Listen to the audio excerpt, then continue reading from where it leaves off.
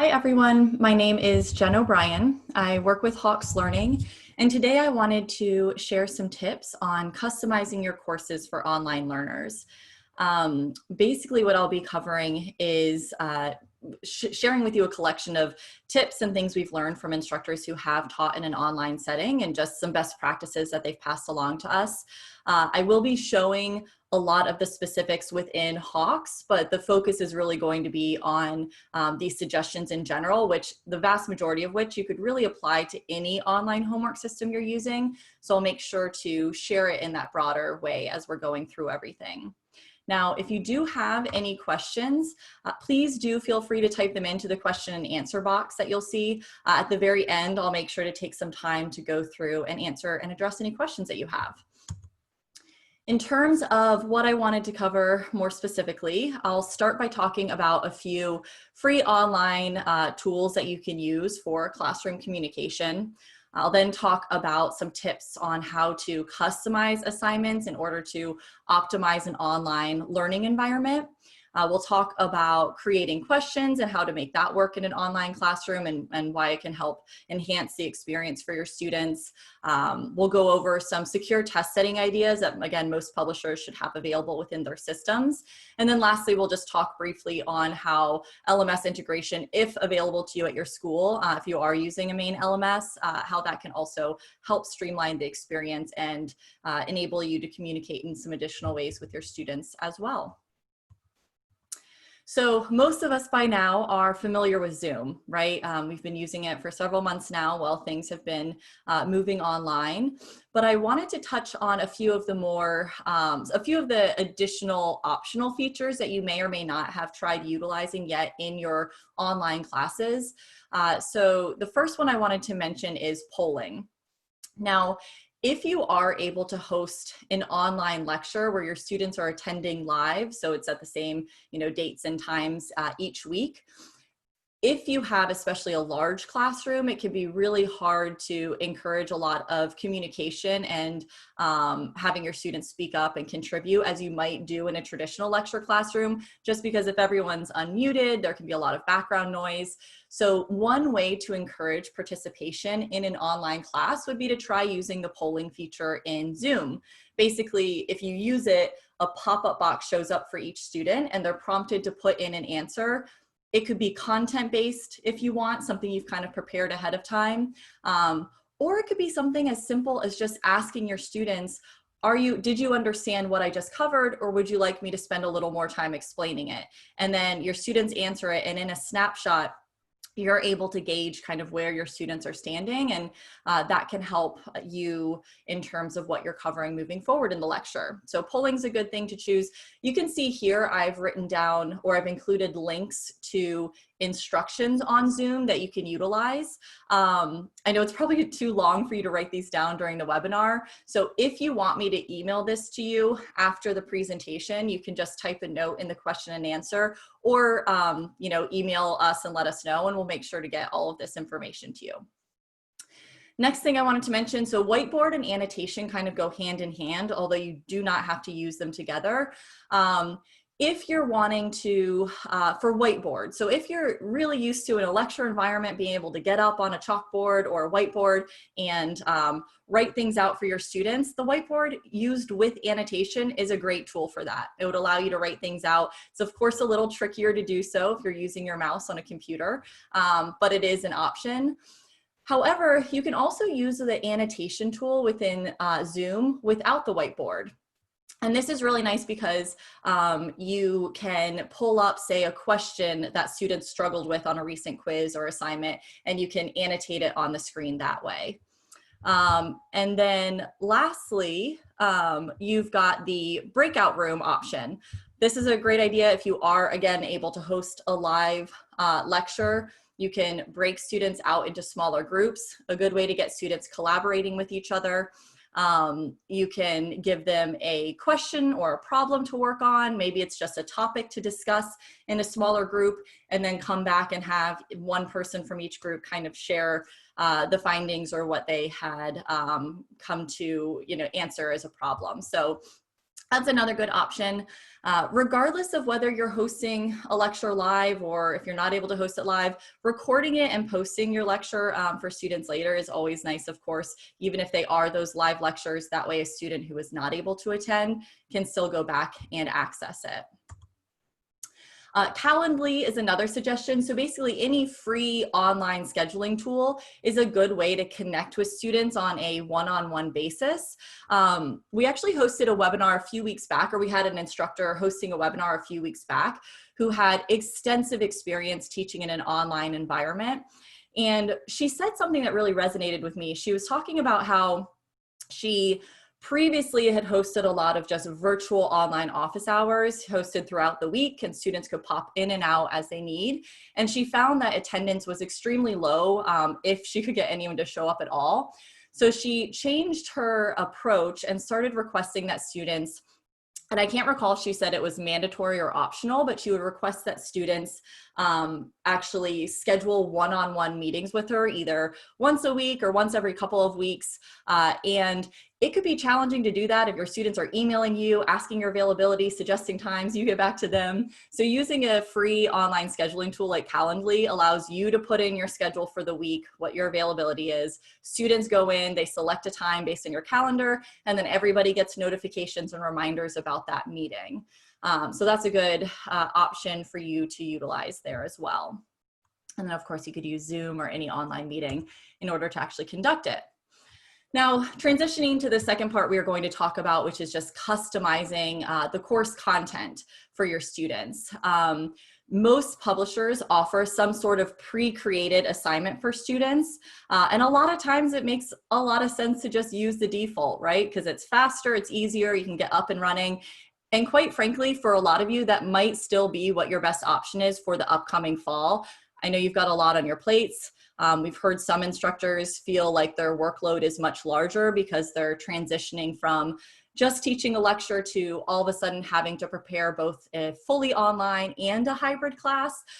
So please, by all means, if that's what's best for you, you can always continue doing that. But your publisher will likely have a lot of customization options if you are wanting to really tailor what the student's seeing. So for Hawks, what our pre-created content is we have these Learn, Practice, Certify modules. Learn is the instructional content, so the textbook content with integrated videos. Then there's a practice where students get a lot of help and feedback, error-specific explanation on wrong answers. And then Certify is a graded homework assignment. All the learning aids are removed, so I have to demonstrate competency at an 80% level to get 100% credit. And if they don't reach that mastery level, they're sent back to practice for remediation. So I'll kind of walk through different ways with, regardless what system you're using, there's probably some sort of instruction. I'll talk about some edit ideas there. There's probably some sort of practice where students get feedback. I'll talk about those edit ideas. And then also an assessment where students have to demonstrate competency without help. Now, for those of you who aren't using Hawks Learning, it might be something to consider with whatever you are using right now as an online homework system. Consider trying to, consider maybe assigning more quizzes than you typically would where students don't have learning aids in them. Only because, you know, if there is help in the homework, and then the only other place where students are working on problems is a high stakes assignment like a test, then it can be easy for students, whether they realize it or not, to become overly dependent on those learning aids. So if instead you have, you know, a bunch of homework assignments kind of paired with smaller quizzes throughout the semester, those could be kind of good checkpoints for students to practice and get help and then demonstrate competency on these smaller quizzes. They won't be tied together with adaptive remediation like our practice and certify, but it's still a nice way to handle that. In an online environment, the online homework system becomes that much more important. It's what the student's using to do a vast majority of the learning and practicing. So you want to make sure you're assisting them by giving them places to get help and then places to demonstrate competency. So one option, if you're wanting to require students to practice before they move into the homework assignment in Hawks, is our require practice tool. So basically you could say before a student enters certify or after a certain number of failed attempts to certify, you must work through a % of practice. Now, how would this work with another publisher? If you do decide to take the approach of, a bunch of smaller quizzes paired with your practice homework assignments, you could potentially use prerequisite settings. So you could say the homework assignment is a required prerequisite before they take the quiz. But either way, it's nice to kind of have these low stakes, either no or minimal credit homework assignments, because there's learning aids. So the grade only means so much if the student's getting too much assistance, but have those required and tied to the homework assignments where they are getting a grade. You should have an option to do something similar like that with any system.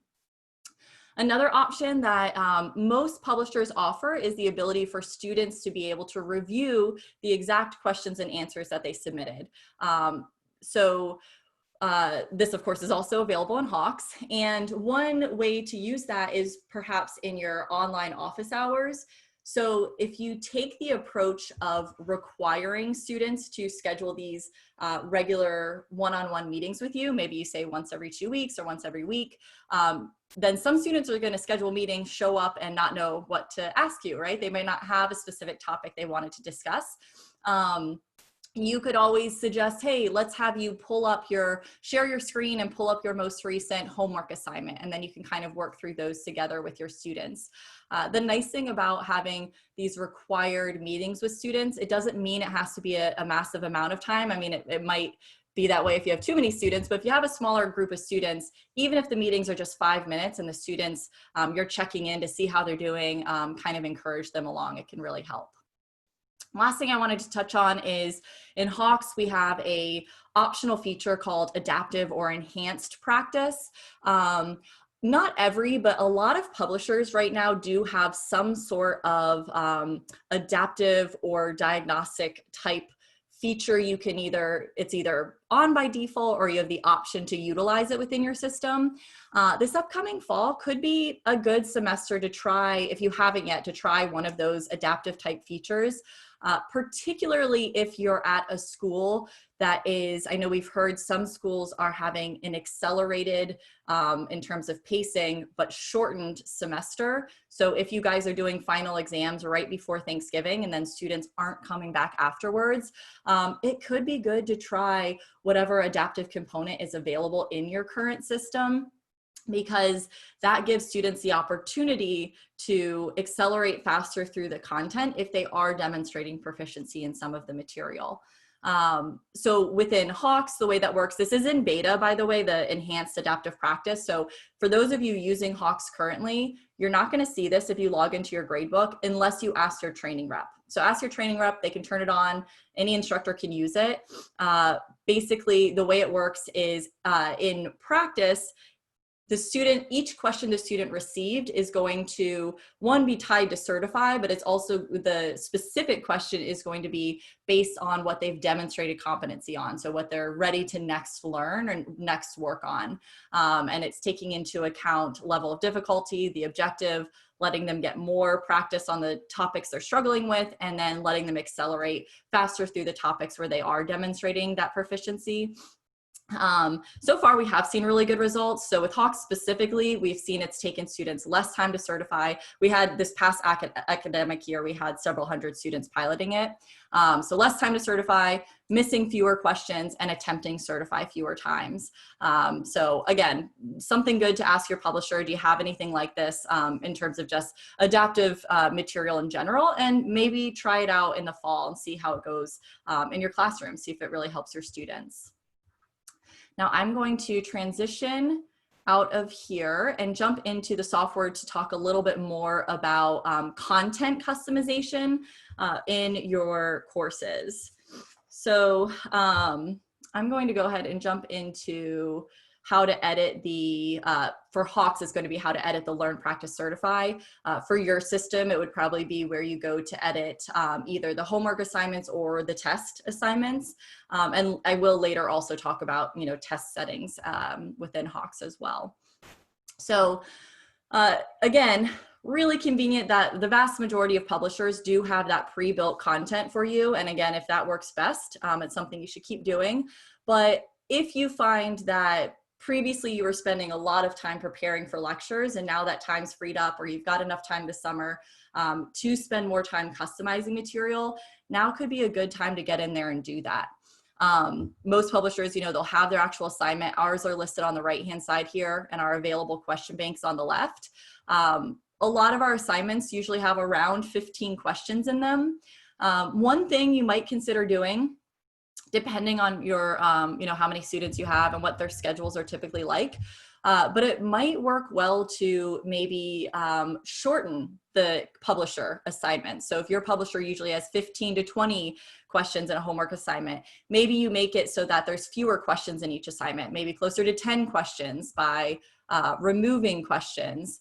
But you assign more homework assignments. So the idea being, now that the students aren't having any more of that face-to-face class time, they're not being required to come into the classroom, let me make sure that they're not getting disengaged, and let me make sure they're staying active throughout each week, working on multiple assignments and still staying active in the software, and therefore active in the learning process for the class. So that's one idea, kind of assign more short homework assignments. Also consider pulling in content from other lessons potentially, or I'm sorry, other sections of the textbook. So maybe you combine a couple of sections together. I know that's something we hear a lot of instructors do with other systems already. And that is something that is available in Hawks as well. You just choose whichever topics you want and pull those over. Most systems should have something to make it easy to navigate. You know, we've got an objective sort. You can type in keywords for the question or objective, sort by level of difficulty, and that type of thing. So the other thing I wanted to mention is being able to edit the instructional content. Now, Learn is pretty unique to Hawks, but if you're using another publishing system, you know, online homework from another publisher, this could be, think about, instead of thinking of Learn, you could think about if you are using, say, publisher-created PowerPoint teaching slides. So maybe you lecture using a publisher's PowerPoint slides and then you post it for your students. Consider taking some time and do some editing on those slides, maybe more so than you usually would, where you add in some extra resources in addition to deleting slides you aren't covering and adding in new slides. With Hawks in particular, we've got 3 options to edit this content, which again is the content directly from the textbook. First is just adding a note at the bottom of the page. This could be as simple as, pay attention, this is going to be on the exam, or it could be something like an embedded video, or one suggestion I really like, which again, you could use this with a PowerPoint from another publisher or here within our Learn mode, is using Google Forms to create a poll, or it could either be multiple choice or open response, where you're asking a student a question. Now in a PowerPoint, there might be a way to embed Google Forms in PowerPoint. I'm not overly familiar, but at the very least, you could definitely include a link to a form in the teaching slides. And that way, students are giving you feedback. You're able to see, are my students reading the instructional content? One of the hardest things to get them to do, and more important than ever in an online class where they're not necessarily able to come in and watch your lecture. So, and the poll could be as simple as kind of like the example I gave for the Zoom polling, is it could be asking them to actually answer some sort of content question or reflect on this video or something like that. Or it could just be, does this lesson make sense to you? Is there anything you'd like me to cover in a recorded or live Zoom lecture next week or next class period? So adding a note, hiding a screen entirely if you're not covering it. I love the idea of trying to take the time to come in here and hide those screens, just because, again, in an online environment, the instructional content is so important. You really want students to only focus on what's relevant. Same thing with those teaching PowerPoints or whatever other type of instruction you're posting for students, just trying to get rid of whatever it is you're not asking them to learn in the class. And to the right of that, replacing entirely. If you don't cover a certain example, or you cover an example in a different way, you could just replace the Hawks content with your own content at the bottom of the screen. So that's everything I wanted to show you in terms of editing the content and the question bank content and the instructional content for an assignment. Let me just show you what it looks like on the student side in case you are curious. But the bottom here, this is an example of just a direct typed note to the student with a little hyperlink they can click on. Here's that Google form I was telling you about. So again, it may or may not be possible in PowerPoint to embed it this way. There probably is a way, but at the very least, you can include a link that takes students here. And this one's saying, describe what you learned from the video above. They type it in. You would go separately to your Google account and be able to read their responses. Embedding videos, lots of options there. So now I wanted to transition on to the idea of creating your own questions in your publisher's online learning system for your online class. So again, this could be one of those things where in a regular semester, you maybe don't need to take the time to build any content that you typically use. But if you, and just so you know what I'm doing here, I'm going to click on a folder and then click create. So you can organize folders by chapters, lessons, whatever you want.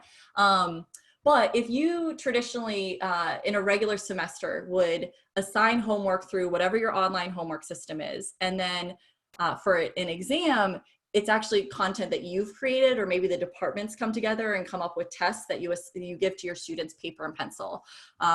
Obviously, for a lot of you, that might not be an option for the fall. And regardless, today I'm talking about online classes. So if you do have this separate set of questions that's not in your publisher's software and you want to assign it in an online exam, a lot of publishers will have some sort of question authoring tool. Just reach out to your representative, ask them about that tool, and they'll typically have multiple options when it comes into how that question displays for students online. So there'll typically be a multiple choice option, free response where a student's typing the exact answer and it's graded based on what they've typed in there, and open-ended.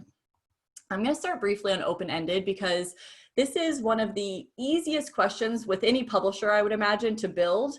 And I also think there's a lot of value to creating this for an online classroom. So this is going to be a question that is not graded by the online homework system. It's something that you would manually grade. So of course there is a larger time investment there when it comes to grading the assignment once students have submitted it, but it's a lot faster when you come when you're building it on the front end. But more importantly, it gives you the ability to ask students to explain something in their own words, whether it's math, English, psychology, another discipline. This is an opportunity to give your students a question where it's also harder to cheat on it. Just, realistically, that is a concern in an online environment. You want to make sure there's not too much of that unwanted collaboration. So having these open-ended questions could be a good way to address that. When it comes to free response questions, if you're just doing these for an online exam, then you probably don't want to add in any extra, and you probably won't be able to add in any extra tutoring and assistance. But one thing to keep in mind, if you are wanting to build a question and add it to your publisher's homework assignments or practice, if you've got something equivalent, consider adding in, if there's that option, extra tutoring support, because you want to make sure students still have those resources to learn the assignment or learn how to solve the problem. Specifically in Hawks, we do allow you to add in a step-by-step hints, solutions, the same type of thing that we build in for all of our problems in practice. You can also add in a specific correct example, or a specific incorrect example, a common mistake you find students making, and add a specific explain error feedback to that particular question. And then of course, if you're doing multiple choice, it's pretty easy to give explain error feedback on wrong answers.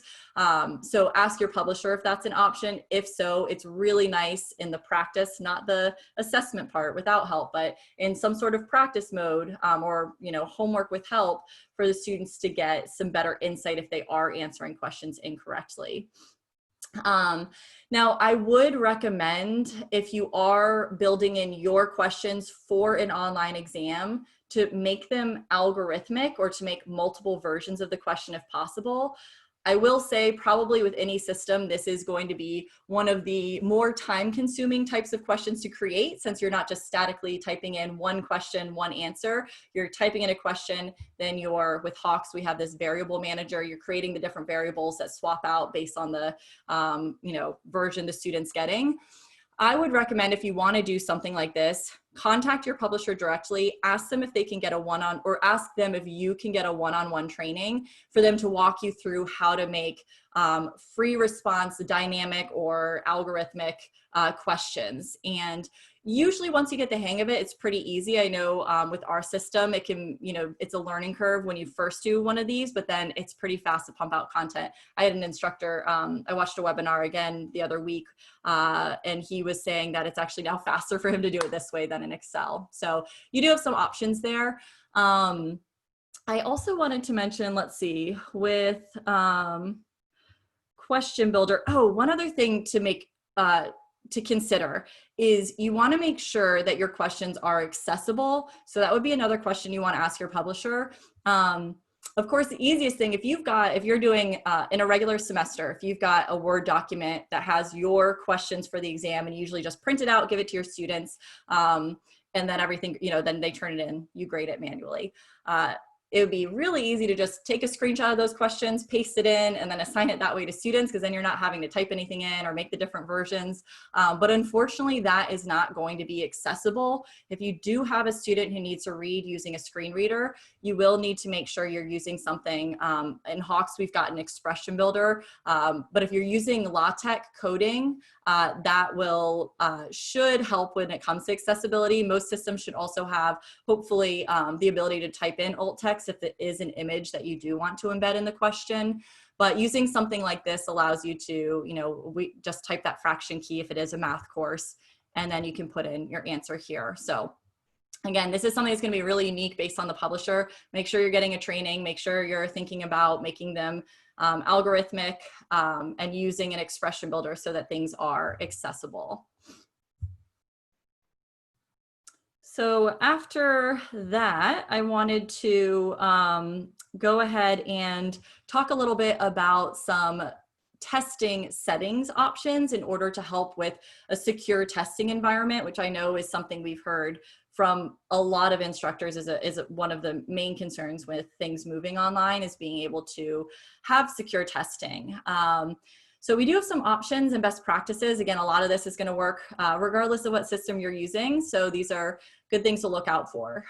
When you're building a test, a few things to help in terms of creating more variety from one student to the next.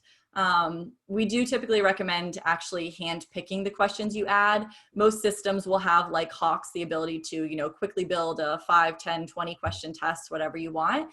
But if you've got the time, it's really nice to hand select the exact question students see. So that is something you can do here with Hawks just by clicking add, and it shows up on the right-hand side in the question bank. Now, in terms of an online class, consider using an enable show work tool. Again, this is one of those ways where either students typing out their work if it's a math course, or in a math course or any discipline, you could just ask students to explain how their reasoning behind how they got to the answer, or asking them to take it a step further with some additional explanation. Using show work is helpful. If it's a math course and you're wanting them to actually type out their work line by line, we typically recommend only selecting this for a couple of questions. If you are going to put a time restriction on the exam, be cognizant of the fact that having enabled show work is going to be a bit more time consuming per question for students. So that's something to consider as you're going through.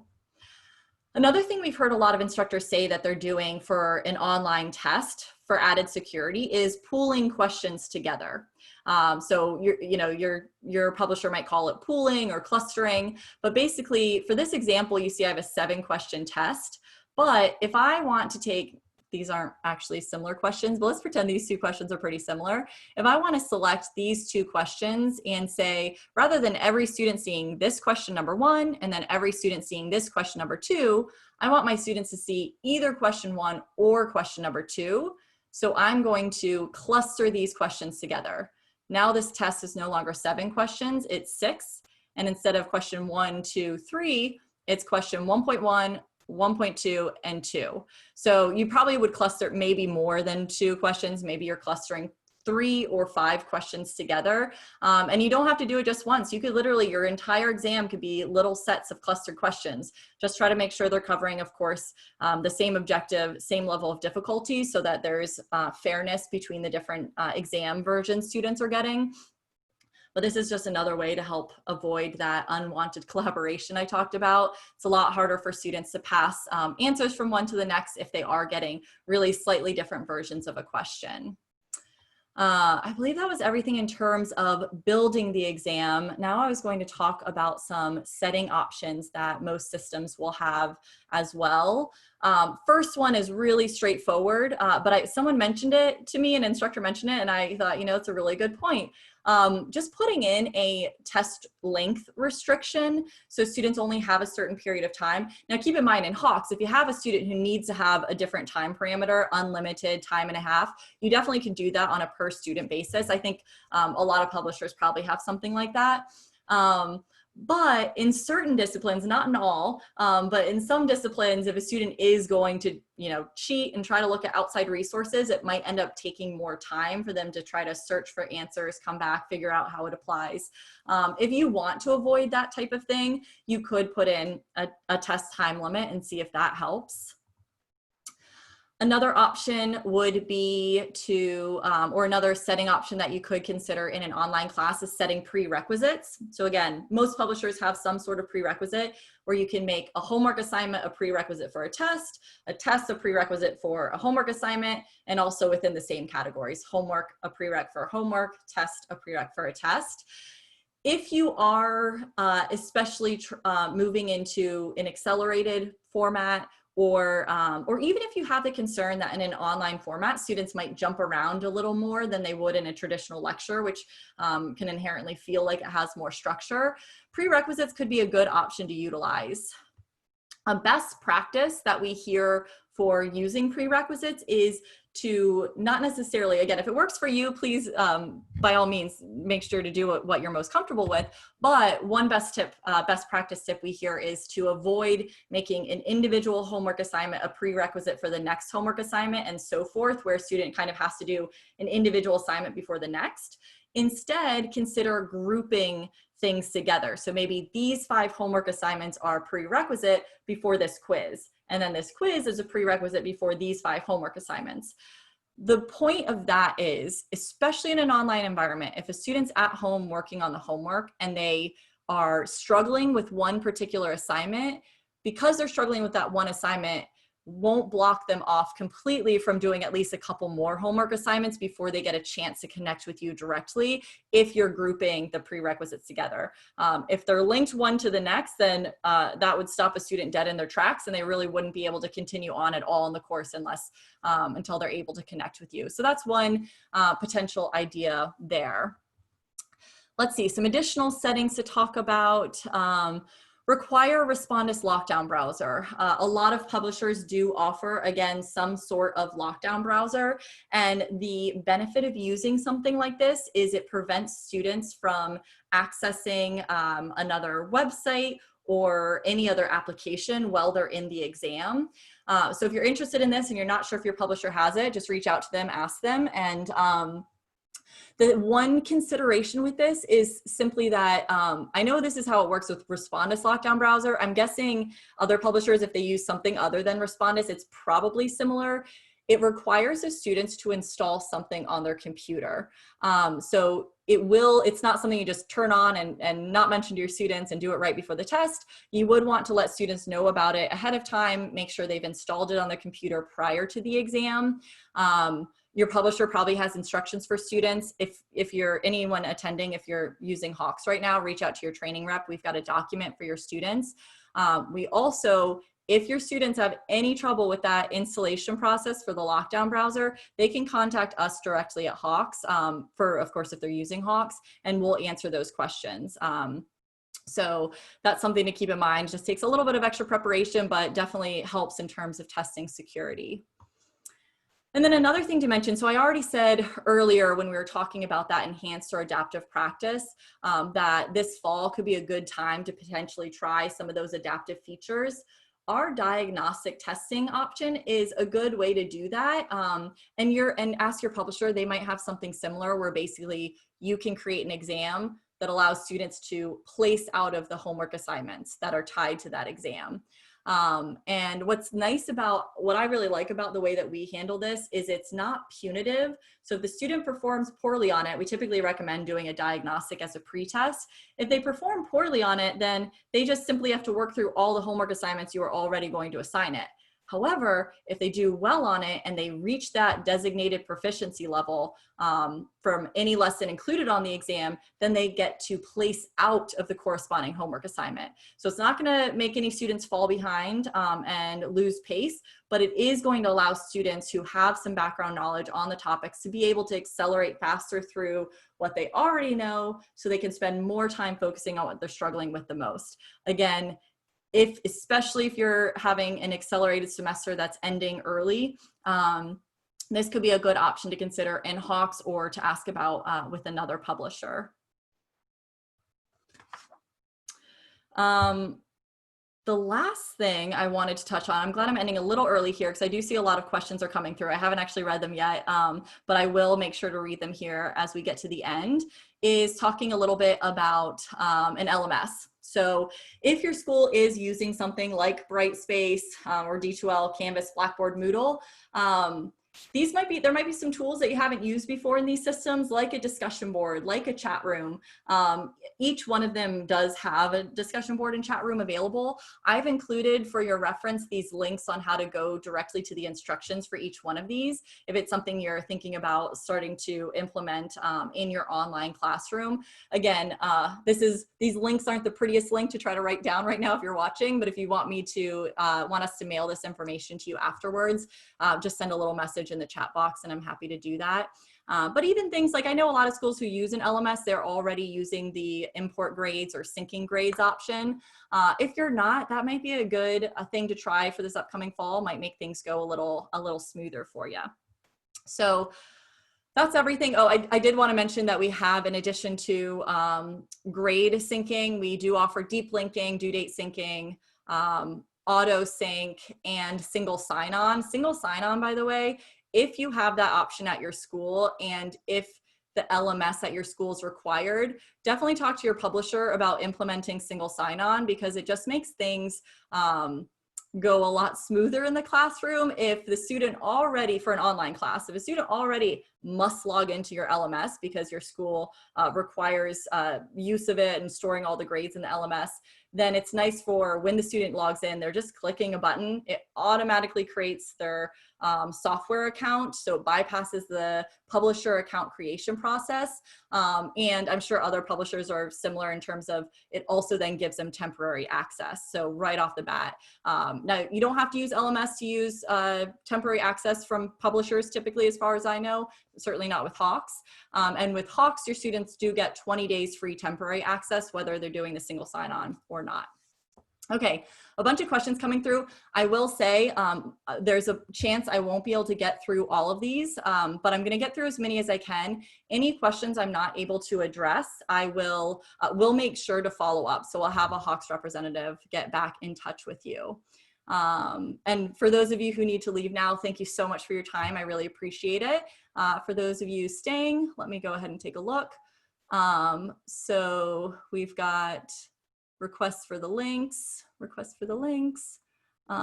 Zoom links. Oh, good. I'm glad that this looks helpful to a lot of you. I think most of these are requesting it. Okay, somebody asked, how are you showing your webcam and your screen both in Zoom? Are you using another software to do that, or is it a setting in Zoom? Good question. So this is a setting in Zoom. Basically, and I actually don't know if I believe the setting in Zoom is something where you're deciding whether or not the camera share is either automatic or not. But regardless of whether settings have been altered, you should still have the option anytime you enter a Zoom room, whether it's your Zoom room or another person's Zoom room. At the bottom of the screen, there's usually a button. So similar to where you see the little microphone for audio, there's usually a button right next to it where it has a video cam, and you click that share video. I think it's start video or share video, and then you can also stop video. And so hopefully that answers your question. Another person requesting information. I'm so sorry. Somebody asked me to slow down. I do have a reputation for speaking too quickly in these, so I apologize for that. In the grade book for an exam, there's an unsubmit, attempt, and reset. What exactly do those mean? Which one erases a grade? So unsubmit, attempt, and reset. So Catherine, I'm guessing that you are currently using Hawks. We'll have your training rep reach out to you to make sure we explain it exactly correct. But the idea between those, with those is unsubmit, I'm pretty sure, but again, I want your rep to reach out to make sure that we have it exactly right. But I believe the unsubmit is going to allow students to continue with that same option, and reset maybe fully resets it. We'll have your rep get to you, but I know you've got those different options in Hawks. Somebody else asking for the recording.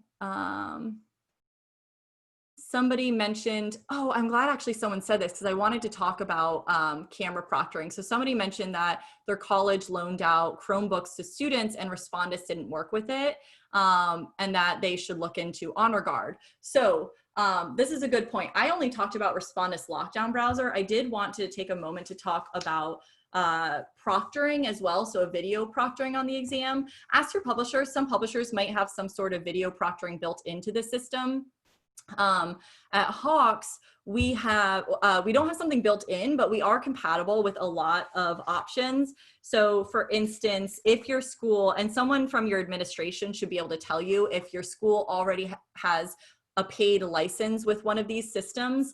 But for instance, if your school is using ProctorU, Proctorio, Examity, HonorLock, ProctorTract, all of those are compatible with Hawks. So find out from your administration if they have a license for something already. Unfortunately, some of these companies are not able to take on new clients because of overwhelmed demand, but check and see if the administration already has access, and then you can check with your publisher and see if they're compatible. Videos available to review. We're recording this webinar, and then we do have, if you're talking about the videos within Learn, we can definitely give anyone who wants access to our student software to explore those videos.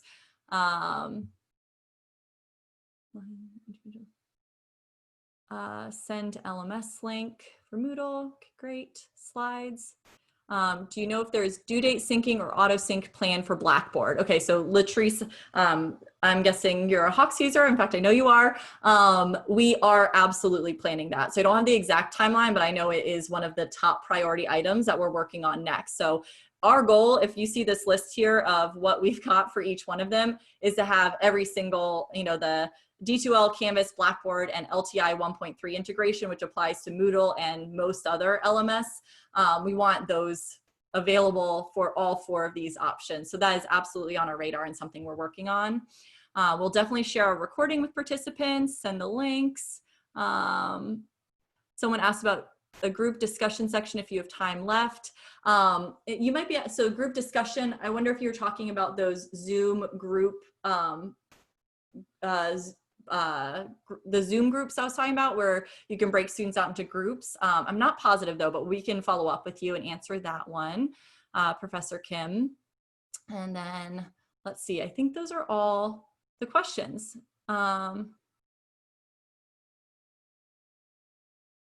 In the corner. Okay, and someone else actually said that they like that the camera is available with the screen sharing. Technically, I'm using the webinar aspect of Zoom right now, but the same thing should work if you're using a traditional Zoom room as a regular meeting, which is part of that free Zoom access that they're offering, those 40 minutes free Zoom. Basically, you just share your screen. So you click the share screen button. And again, on that same panel where it has the option to share your screen, you should see the video option. If you don't, you can log into your Zoom settings and you'll see that there's an option, there's some camera options, although I thought most of the camera options were simply turning the camera on and off, but it's possible that there's a disabled option enabled if you're not seeing the option to share your camera.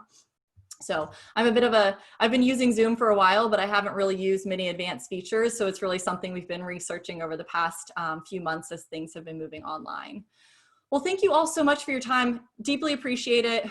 We will be following up with the recording, and for those of you who requested it, your rep will be emailing you with the PowerPoint slides with those links so that you can access them. So appreciate your time and hope you all are doing well. Take care.